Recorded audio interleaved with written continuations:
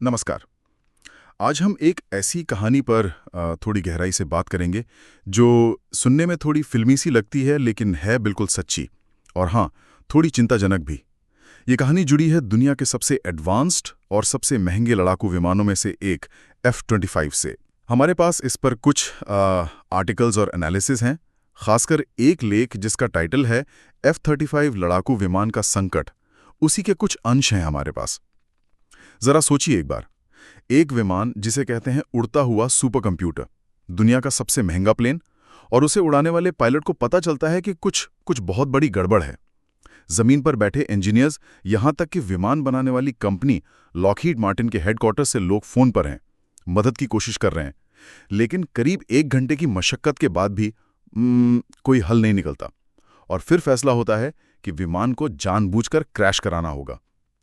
ये सिर्फ एक विमान का नुकसान नहीं है, ये कई कई गंभीर सवाल खड़े करता है।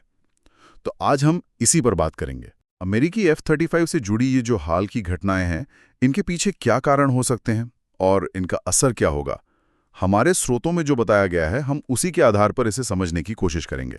मतलब न सिर्फ मिलिट्री के लिहाज से, बल्कि शायद टेक्नोलॉजी पर हमारी जो निर्भरता है उसके लिए भी।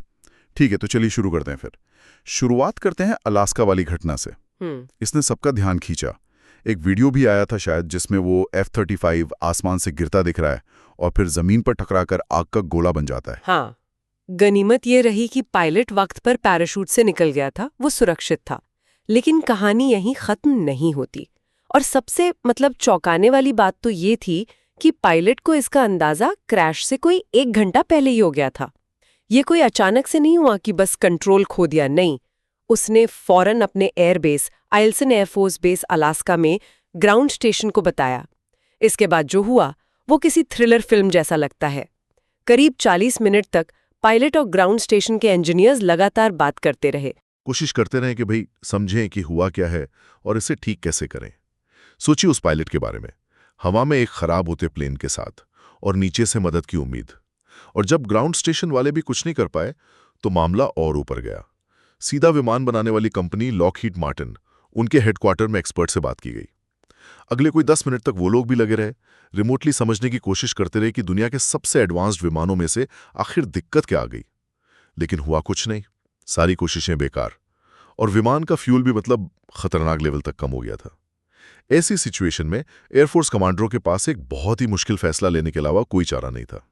उन्होंने पायलट को कहा कि इजेक्ट कर जाओ, विमान से कूदो और उसे किसी खाली जगह पर गिरने दो। हाँ, ये घटना अपने आप में बहुत असाधारण है। आप सोचिए, कोई भी एयरफोर्स अपने सबसे महंगे, सबसे काबिल विमानों में से एक को, जिसे सच में उसकी कंप्यूटिंग पावर, उसके सेंसर्स, उसके नेटवर्किंग की वजह से उड़ता हुआ सुपर कंप्यूटर कहते हैं, उसे खुद ही नष्ट करने का आदेश दे। ये एक बहुत बहुत बड़ा झटका होता है। ये सिर्फ पैसों का नुकसान नहीं है, ये उस विमान की भरोसेमंदी पर, उस पूरे सिस्टम पर सवाल है जिसके तहत वो ऑपरेट करता है। F-35 को सिर्फ एक उड़ने वाली मशीन की तरह नहीं बनाया गया, ये एक इंटेलिजेंस सिस्टम है। इसमें एडवांस्ड डायग्नोस्टिक्स होते हैं। उनका काम यही है कि ऐसी स्थितियों को रोकें या कम से कम समझने में मदद करें। और यहाँ ऐसा लगता है कि वो सिस्टम ही फेल हो गया। तो क्या इसका मतलब ये हुआ कि जो चीज़ उसे इतना खास बनाती है, उसकी वो जटिल कंप्यूटिंग और नेटवर्किंग, वही इस केस में प्रॉब्लम सुलझाने में मदद नहीं कर पाई, बल्कि शायद उसे समझना और मुश्किल बना दिया? ये एक बहुत ही जरूरी सवाल है। ऐसा लगता है कि जब सिस्टम ठीक चल रहा है तब तो वो कमाल का है, लेकिन जब कोई ऐसी गड़बड़ी आती है जिसे पहले से प्रोग्राम किए गए डायग्नोस्टिक्स पकड़ नहीं पाते, तो उसकी कॉम्प्लेक्सिटी ही उसे ठीक करना लगभग नामुमकिन बना सकती है, खासकर जब विमान हवा में हो। पायलट को पता था कुछ गड़बड़ है, ग्राउंड कंट्रोल को पता था, बनाने वाली कंपनी को पता था, फिर भी 50 मिनट की कोशिश के बाद कोई हल नहीं निकला। ये सिर्फ किसी एक पुर्जे की खराबी से कहीं ज्यादा गहरी समस्या की तरफ इशारा करता है। ये सिस्टम की समझ और कंट्रोल की लिमिट का सवाल है। ये वाकई सोचने वाली बात है। और कहानी यही नहीं रुकी। जैसी अलास्का वाली घटना की जांच चल रही थी, इस पर बातें हो रही थी, तभी अमेरिका के ही एक दूसरे एयरबेस से F-35 से जुड़ी एक और चिंता बढ़ाने वाली खबर आ गई।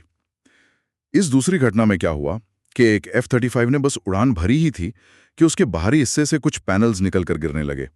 और ये कोई मामूली कवर पैनल नहीं थे, ये वो पैनल थे जिन्हें मेंटेनेंस के टाइम खोला जाता है। हाँ बिल्कुल, जैसा आपने कहा, F-35 एक सुपर कंप्यूटर है।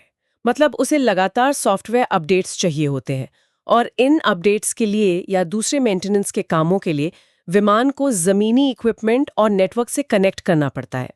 जिन जगहों से ये कनेक्शन होते हैं उन्हें ये खास मेंटेनेंस पैनल्स कवर करते हैं।